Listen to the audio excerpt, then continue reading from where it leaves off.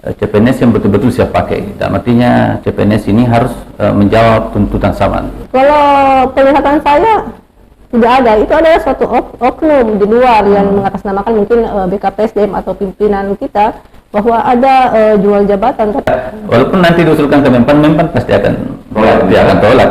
Dia akan bersistem dia lihat ini sudah kelebihan ke. Kami di BKPSDM itu tidak berani untuk menabrak aturan. Artinya kita akan menyampaikan regulasi yang ada, memberikan pemahaman bahwa ini memang tidak bisa. Artinya itu kan seperti Pak Bupati juga mungkin paham.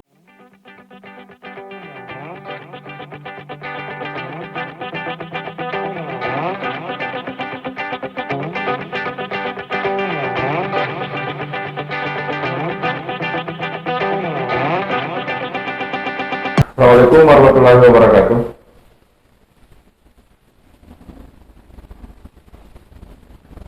Kita ketemu lagi di channel Medium TV. Seperti biasanya di Medium TV kita punya program Kupas Tuntas OPD.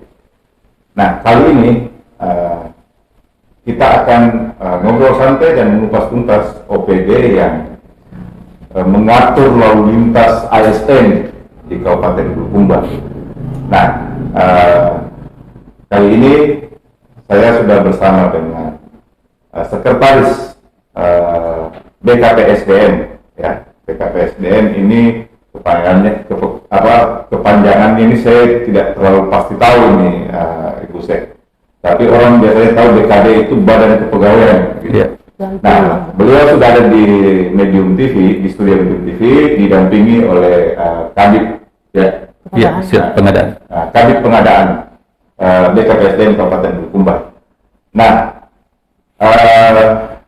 dengan datangnya beliau ke sini, kita akan coba ngobrol bagaimana sih sebenarnya ASN di Bulukumba, bagaimana sih penerimaan CPNS itu, bagaimana sih lalu lintas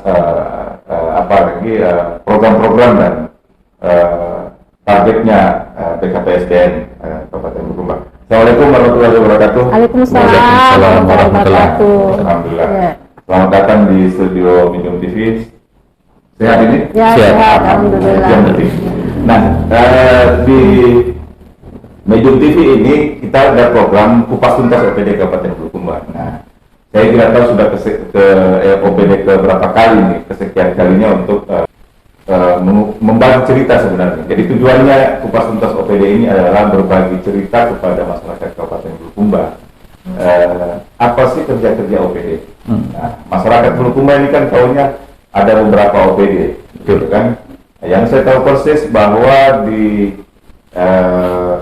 sekarang ini OPD-nya 37, kalau nggak salah ya, 37 apa 36? 36. Plus camat. Ya, Plus 36 ya, plus camat ya. 36 ternyata. Nah, ada kebijakan dan keputusan yang diambil oleh pemerintahan baru untuk merampingkan OPD yang ada. Nah, dari 36 menjadi 26. Betul. Ya, 26. Nah, ini pasti dengan kajian dan penelitian yang betul-betul akurat sampai keputusan ini dan kebijakan ini diambil oleh pemerintahan baru sekarang.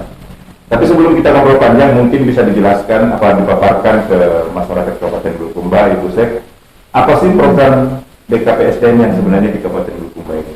Silakan. Ya, terima kasih Andi Adi atas kesempatan yang diberikan. Kami Sekretaris BKPSDM didampingi oleh Kepala Bidang Pengadaan Pemberhentian dan Informasi ASN. Jadi perlu kami sampaikan bahwa program BKPSDM itu ada 3. Pertama adalah penunjang urusan pemerintahan daerah. Urusan pemerintahan daerah. Kedua yaitu program kepegawaian daerah. Dan ketiga adalah pengembangan sumber daya manusia. Ada tiga program kami. Dan beberapa kegiatan. Perlu kami jelaskan bahwa kegiatan-kegiatan kami ini sebetulnya melakukan pemetaan kompetensi ASN seperti kegiatan asesmen seperti ini baru kita melakukan asesmen untuk jabatan sekda, sekda. Dan ke depan juga kita akan melakukan uji kompetensi kepada pejabat eselon 2. Kepala dinas ya? Kepala dinas, Eselon 2 ya? betul. Oh, iya. Ya, dan kemarin juga bulan ini juga ada beberapa pegawai, baik itu staf, mulai staf eselon 4, eselon 3 itu dilakukan diwawancara langsung oleh Bupati, Pak Wakil dengan Ibu Sekda. Itu salah satu melakukan pemetaan kompetensi, melihat kompetensi kepada aparat kita. Seperti itu. Kedua, program kami bagaimana peningkatan kompetensi ASN melalui jalur pendidikan formal, yaitu memberikan ikatan dinas dan izin belajar kepada ASN. Pengembangan SDM. Iya, pengembangan SDM. Terus peningkatan juga pengembangan kompetensi ASN juga melalui pendidikan dan pelatihan non formal, yaitu berupa diklat, teknis ya. Itu biasanya dilakukan oleh instansi masing-masing. Terus juga kami juga melakukan penyusunan kebutuhan ASN. Itu melalui informasi. Terus kegiatan kami juga melakukan pengadaan PNS melalui CAT. Ya, ini baru-baru kita laksanakan, dan yang mana tahapannya seleksi administrasi sudah dilaksanakan, terus seleksi kompetensi dasar juga kita sudah laksanakan. Tinggal kita menunggu di bulan November mungkin seleksi kompetensi bidan. Mungkin di bulan November. Yang baru-baru semua. Artinya tahapan-tahapan seleksi pada pengadaan CPNS. Terus kami juga melakukan pengelolaan kenaikan pangkat secara sistem laissez-faire, yaitu percepatan kenaikan pangkat, mana kami mengundang pihak BKN datang ke Bulukumba untuk percepatan proses kenaikan pangkat untuk ASN. Jadi sudah periode April dan periode Oktober itu sudah sekitar 1.126 orang yang telah proses kenaikan pangkatnya. Jadi ada waktu-waktu tertentu setiap tahunnya ya? Iya, jadi kalau kenaikan pangkat itu 2 periode, yaitu periode April dan periode Oktober. Ini semua sudah ada 1.126 kalau tak salah. Sudah naik pangkat ya, dan sudah diserahkan ke ASN yang bersangkutan. Sangat menarik, Bu Sek. Jadi betul-betul ini BKPSDM meramu betul ini keberadaan ASN, kan tadi pemetaan, setelah itu SDM ya, termasuk kenaikan pangkat apa segala macam. Nah, baru-baru ini memang kan ada rekrutmen CPNS ya, kalau tidak salah baru-baru ini. Nah, saya sedikit coba membaca narasi saya ini, Bu Sek. Nah, dasar hukum rekrutmen CPNS itu kan proses rekrutmen CPNS itu harus dengan norma standar prosedur dan kriteria yang telah ditetapkan pada Undang-Undang Nomor 5 Tahun 2014 tentang ASN dan Peraturan Pemerintah Nomor 11 Tahun 2017 tentang manajemen PNS Savitri 2019 pada Peraturan Pemerintah Nomor 11 Tahun 2017 yang mengatur sistem merit, sistem merit yakni kebijakan dan manajemen ASN berdasarkan pada kualifikasi, kompetensi dan kinerja secara adil dan wajar dengan tanpa membedakan latar belakang politik, ras, warna kulit, agama, asal usul, jenis kelamin, status pernikahan, umur atau kondisi kesehatan atau apapun. Iya, kesehatan. Peraturan Pemerintah Nomor 98 Tahun 2000 Pasal 2 ayat 1 tentang pengadaan pegawai. Pegawai negeri sipil kan? Dijelaskan bahwa pengadaan pegawai negeri sipil dilakukan dengan beberapa tahapan. Di antaranya perencanaan, pengumuman, pelamaran, penyaringan, pengangkatan CPNS dan pengangkatan PNS. Mungkin begitu artinya. Nah, pertanyaannya begini. Bagaimana proses rekrutmen dan seleksi yang seharusnya dijalankan untuk menjamin kesetaraan kerja dan tidak adanya tindakan diskriminasi? Apa skema kerja BKD dalam menjalankan proses tahapan itu? Jadi memang ada mekanisme dalam hal pengadaan PNS. Pertama itu memang di Undang-Undang Nomor 5 tahun 2014 dan PP Nomor 11 tahun 2017 tentang manajemen PNS ini memang menyatakan bahwa setiap instansi pemerintah itu wajib menyusun kebutuhan jumlah dan jenis jabatan PNS. Setelah itu pemerintah juga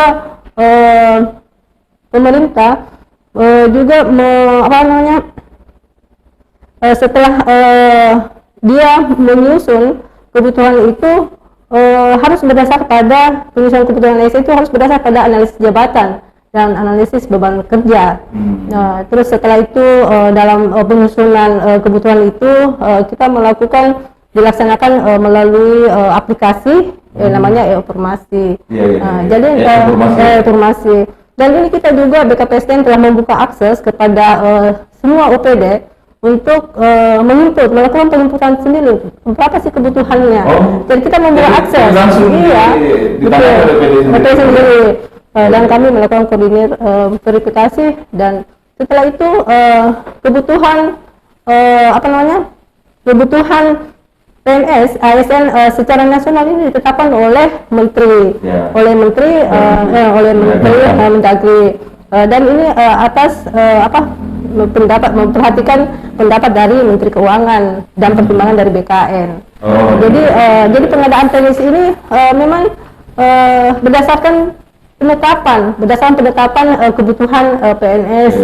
Jadi tidak serta-merta kita melakukan pengangkatan, tapi nanti ada penetapan dari Kemendagri berapa sih kebutuhan. Jadi berdasarkan keputusan Menteri Pendagri Aparatur jadi nomor 441 ya 2021 tentang penetapan kebutuhan PNS ASN di lingkup pemerintah Kabupaten Bulukumba, yang mana dengan rincian itu memberikan dia menetapkan sebesar 1.579 untuk tahun ini. Jadi memang cukup besar. Iya, 1.579 dengan rincian bahwa tenaga guru itu 1.000, memang sudah banyak, memang 1.079 ya guru. Itu kalau untuk P3K untuk guru. Jadi guru itu tidak ada CPNS-nya, tapi semua P3K itu 1.079.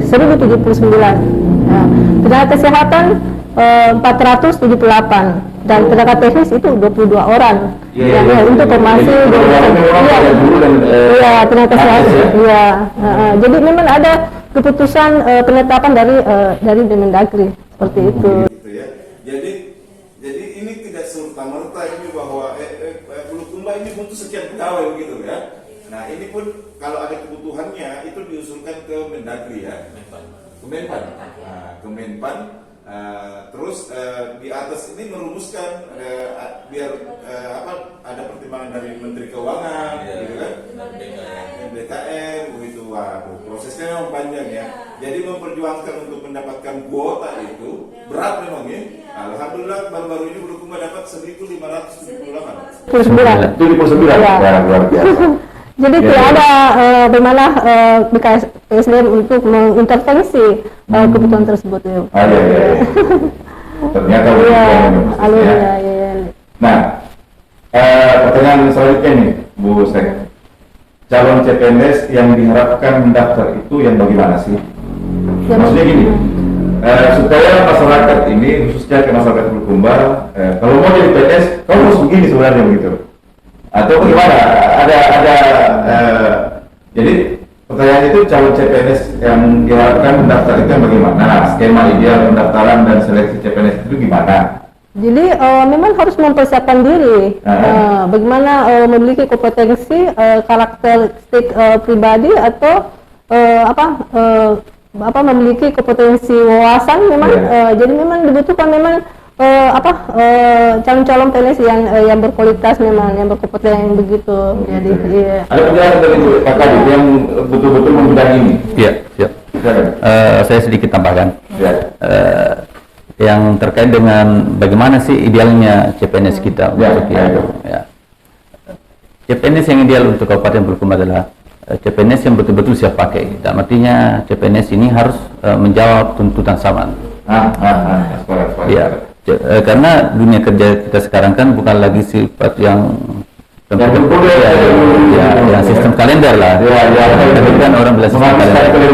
Nah, sekarang tuntutan zaman itu kan sudah banyak berkembang ke bagaimana terkait dengan teknologi informasi.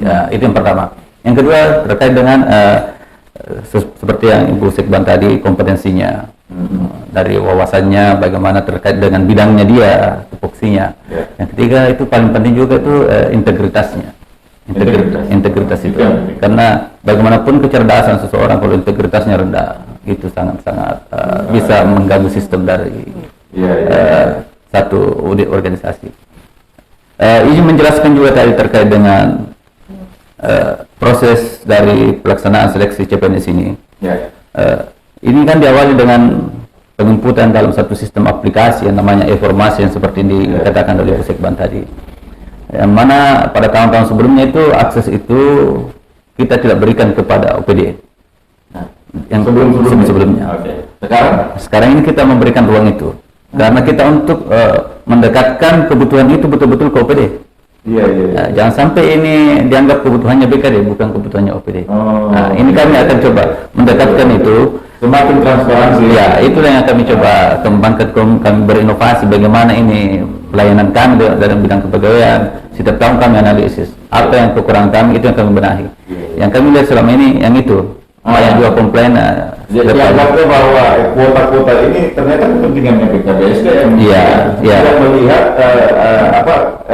kadang diusulkan oleh OPD, tapi dikurangi itu dipenuhi, mereka menganggap bahwa BKBSDM. Makanya kami menggunakan sistem itu. Sistem itu diinput oleh masing-masing dari OPD-nya, kebutuhannya. Dia harus menjelaskan juga, dia butuh A, apa alasannya kau butuh A. Ini kan harus transparansi semua. Itu ada terinput di informasi namanya. Jadi di informasi itu sudah ada semacam aplikasi ya? Ada aplikasi bahwa ketika dia membutuhkan tenaga teknis dia harus jelaskan apa itu. Jangan sampai dibutuhkan A, dia sudah punya tenaga A, kelebihan A. Kan itu sudah, walaupun nanti diusulkan ke Menpan pasti akan tolak. Dia akan bersistem, dia lihat ini sudah kelebihan kau. Artinya begini, sebenarnya tenaga teknik umpamanya soal anggaplah mesin begitu anggaplah mesin. Terus diusulkan lagi, dia malah mesin gitu, karena dia anggap bahwa mungkin faktor X atau apa segala macam, terus saya butuh mesin karena begini. Nah, tapi kalau itu dilakukan secara otomatis dengan aplikasi ini akan tertolak. Ada juga kajian dari Menpan dan BKN. Mereka akan duduk bersama melihat itu. Kan dari BKN kan dia Badan Kepegawaian Nasional secara nasional. Karena database ada. Dia akan mensinkronkan dengan data itu. Jadi lewat forum ini saya juga berharap bahwa masyarakat atau teman-teman kita di OPD sana dengan media ini informasi yang didapatkan Kabupaten Bulukumba itu bukan asal kami usul saja. Tapi mulai kajian dari OPD kami usulkan, mulai harus lengkap analisisnya dari setiap OPD itu. Setelah itu masuk ke Menpan, di Menpan lagi diolah disesuaikan lagi dengan BKN dan keuangan dari segi penggajiannya sebelum turun ke kami. Jadi kami terima dari Menpan, Permenpan 41 itulah kami yang kemudian umumkan untuk dilakukan rekrutmen. Jadi anggaplah bos, pusat saya butuh 1.000 nih. Pusat bilang, kau butuh 1.000, kau gaji dari mana nih? Pusat ini tidak cukup begitu kan? Makanya ada pertimbangan seperti itu ternyata. Oke. Mudah-mudahan masyarakat bisa paham sekali dengan ini. Nah, pertanyaannya saya langsung ke Pak Khalid mungkin ini. Hal apa saja yang mesti dipersiapkan oleh calon pendaftar jika ingin ikut seleksi? Yang pertama itu pasti data kependudukan. Data kependudukan. Terus ijazahnya yang mendukung terkait jurusan yang dibuka itu. Ijazahnya. Yang ketiga, kalau dokumen-dokumennya kami tidak terlalu ribet. Kan pokoknya kami butuh guru ini, tapi kan saya tidak bisa bicara guru karena sementara ini guru diambil alih oleh Kementerian Pendidikan. Pelaksananya pun mereka yang proses Jenis nakes. pendidikan. Nakes. Kalau nakes saja, pokoknya kita dokter. Dokter itu kan pasti ada persyaratan khusus untuk jadi seorang dokter. Yang pertama kan harus ada ijazahnya. Selain itu kan ada namanya kompetensinya. Ada itu profesi secara profesinya harus, karena semua dokter tidak boleh langsung pegang pasien, harus ada sekolah lagi untuk profesinya. Itu salah satu anunya, harus ada pendalaman keahlian dalam satu bidangnya dia. Sekarang nggak boleh asal dokter bisa, harus ada persyaratan. Masih ada tahapan yang harus dilewati oleh seorang dokter yang baru di wisuda. Tidak bisa langsung buka praktek. Nggak bisa. Dia memang harus melewati apa namanya koas kalau tidak salah. Melalui koas, setelah itu mendapat izin apa ya? STR. Praktek. Begitu pun kebidanan perawatan juga. Oke, lanjut. Saya kira kalau untuk administrasi lainnya itu ya selain ijazahnya, pendudukannya tadi, kedua harus ini kan secara online, Pak. Jadi semua sekarang pendaftaran melalui online. Jadi kami artinya ruang untuk bertemu langsung dengan pelamar itu di-cut. Artinya kami juga menghindari itu, apalagi di masa pandemi sekarang. Yang kedua, memberikan mereka kemudahan, tidak perlu datang lagi kantor. Mereka di Jawa sana, di mana se-Indonesia bisa mendaftar secara online. Jadi dibuka memang karena secara aturannya memang secara open nasional. Luar biasa. Oke, Busek. Baru-baru ini, bukan baru-baru ini ya, ini lagi apa ya? Lagi ramai dibicarakan di publik Bulukumba, di masyarakat Bulukumba. Soal mutasi. Apa standar ideal kualifikasi atau standar pegawai atau calon pejabat yang akan dimutasi? Jadi perlu kami sampaikan bahwa pertama kita melihat standar kualifikasinya, pendidikannya, apakah sesuai kualifikasi pendidikan yang jabatan nanti yang akan didudukan. Setelah itu kita melihat golongannya, pangkatnya, apakah juga memenuhi syarat. Ketiga itu terkait dengan pengembangan kompetensinya, apakah sudah melalui diklat, karena untuk menduduki satu jabatan itu harus dulu diklat baru duduk, bukan duduk baru diklat. Oh begitu. Ada yang saya dengar tim itu diklat. Tim satu, tim dua, tim kita ada ya. Tim catatan begitu. Ada catatannya. Jadi tim catatan itu juga akan menyelesaikan dia bisa layak ditempatkan di eselon berapa, gitu kan? Oh iya. Oke. Nah, bagaimana koordinasi atau penyelesaian keinginan bupati dan kebijakan DKD dalam melakukan mutasi melihat semua regulasi yang ada? Artinya kami tetap melakukan komunikasi dengan Bapak Bupati dengan menyampaikan regulasi-regulasi yang ada di BKPSDN dan melihat kompetensi-kompetensi yang dimiliki oleh ASN. Jadi kami instan untuk menyampaikan ke Bupati terkait dengan regulasi-regulasi yang ada, itu yang dilakukan oleh Kepala Badan dan Kepala Bidang Mutasi. Ya, karena saya dengar Bupati ini kan selalu mendengung-dengungkan dan menegaskan ke masyarakat bahwa dia akan profesional menempatkan ASN sesuai dengan jobnya masing-masing dan disiplin ilmunya. Terus bagaimana kira-kira jika ada pihak eksternal yang mengintervensi kebijakan, yang kebijakan BKPSDM atau coba menabrak aturan, gitu. Apa yang dilakukan BKPSDM? Yang jelasnya kami di BKPSDM itu tidak berani untuk menabrak aturan. Kami tidak menabrak. Siapapun.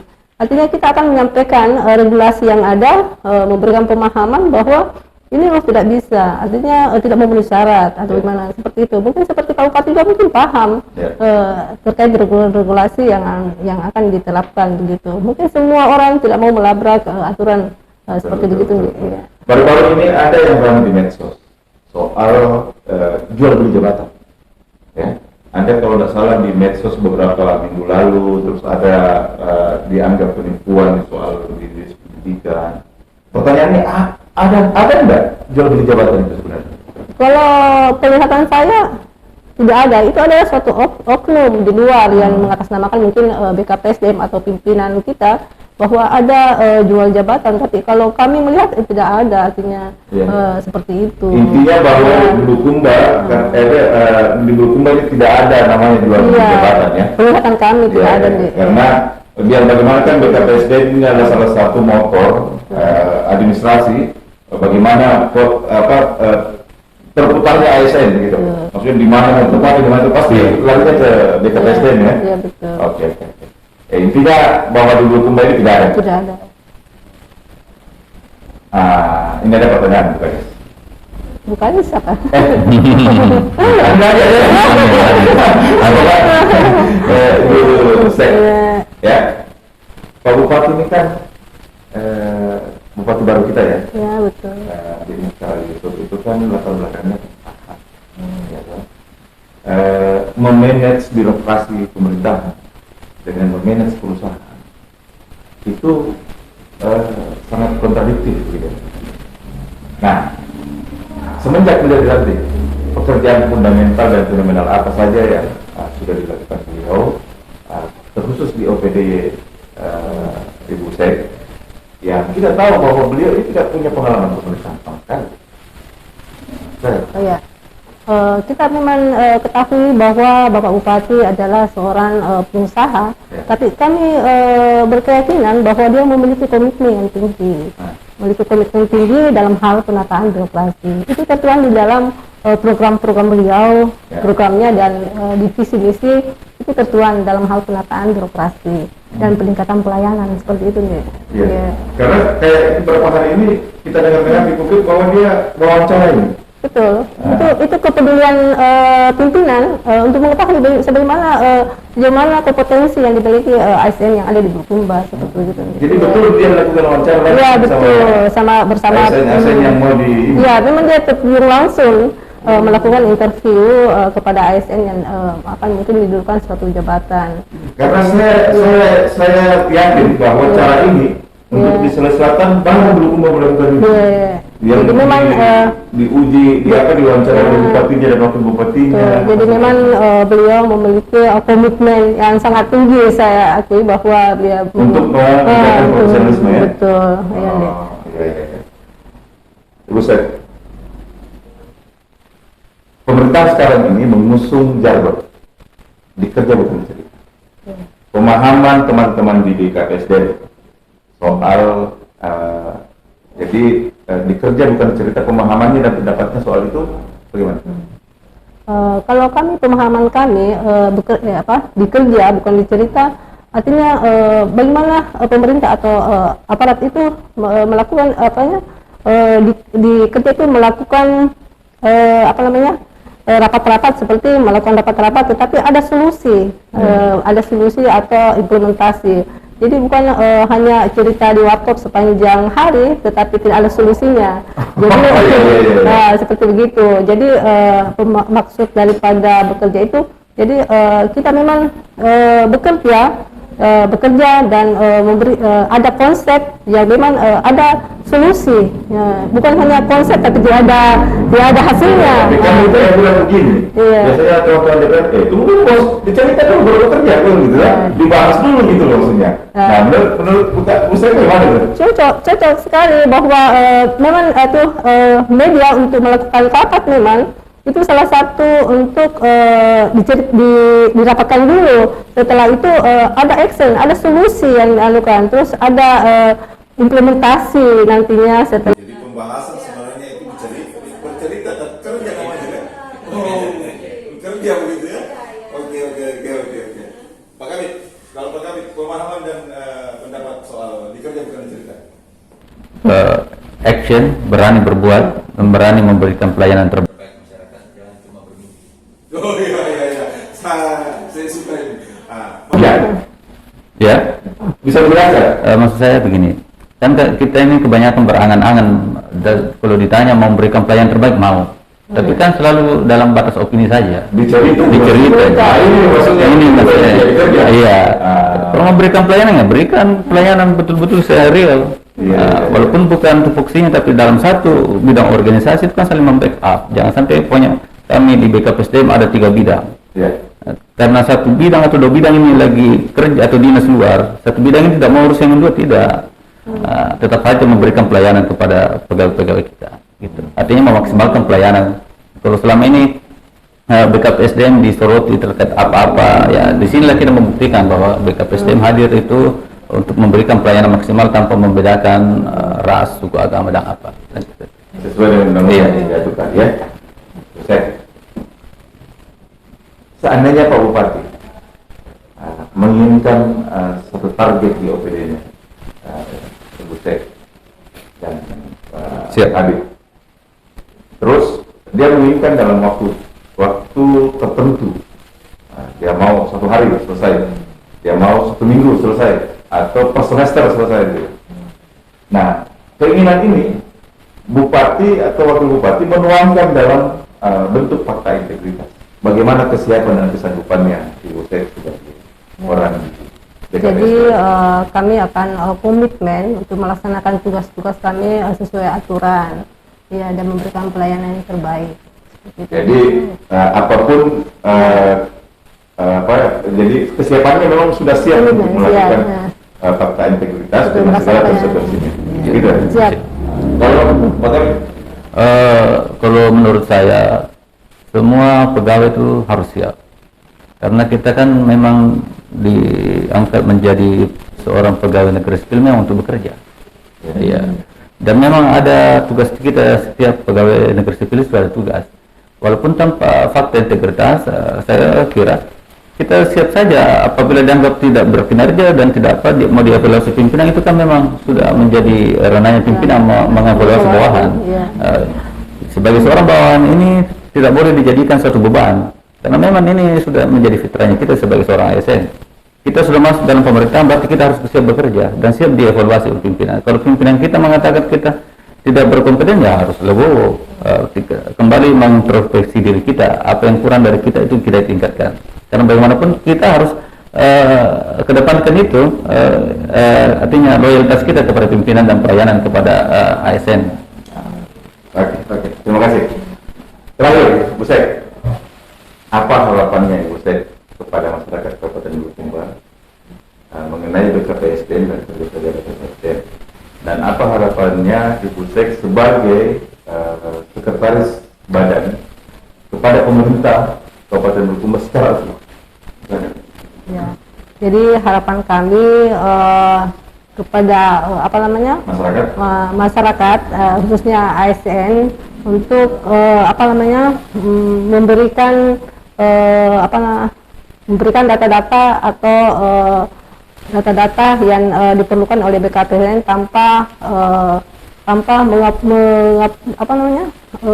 manipulasi data-data yang ada, karena kami lihat masih ada pegawai kita yang data-data beliau yang tidak sesuai dengan data beliau, sehingga dan sebenarnya, sehingga nanti pada saat pensiun dia baru memperlihatkan bahwa ini tidak sesuai, sehingga itu ada menghambat pensiunnya, SK pensiunnya, seperti itu. Kepada pemerintah secara umum. Pemerintah supaya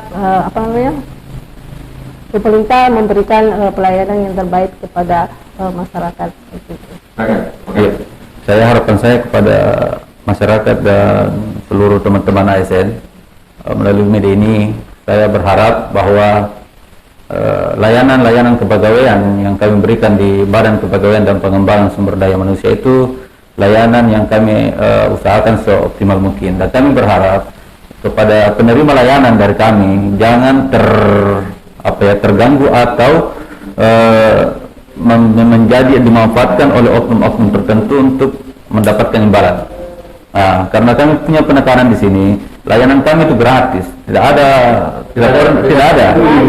pungli di sana, Tidak ada administrasi, kami tidak ada PAD untuk itu. Jadi di BKPSDM itu tidak ada PAD? Tidak ada. Jadi kami tidak punya untuk menarik pembayaran dari layanan yang kami berikan, tidak ada. Itu yang harus kami tekankan kepada teman-teman kita ASN di sana, dan terutama buat adik-adik kita yang baru-baru ini mengikuti seleksi CPNS, yang merasa dirinya sudah melewati passing grade, untuk bersabar saja menunggu pengumuman. Jangan terpengaruh oleh oknum-oknum tertentu yang mengatasnamakan seseorang atau siapapun itu yang mengatakan bahwa mampu meluluskan seseorang. Karena ini kan zamannya sudah transparan sekali. Orang ujian sambil ujian keluarganya bisa live nonton. Nilainya juga real, secara live. Jadi tidak ada lagi ruang buat oknum-oknum tertentu untuk memanfaatkan itu. Jadi saya harap ini kepada penerima layanan dari kami BKPSDM untuk mempercayai kinerja-kinerja pemerintah yang ada, dan jangan tergoda untuk oknum yang meminta dan mengatasnamakan kami untuk meluluskan mereka. Itu tidak akan ada.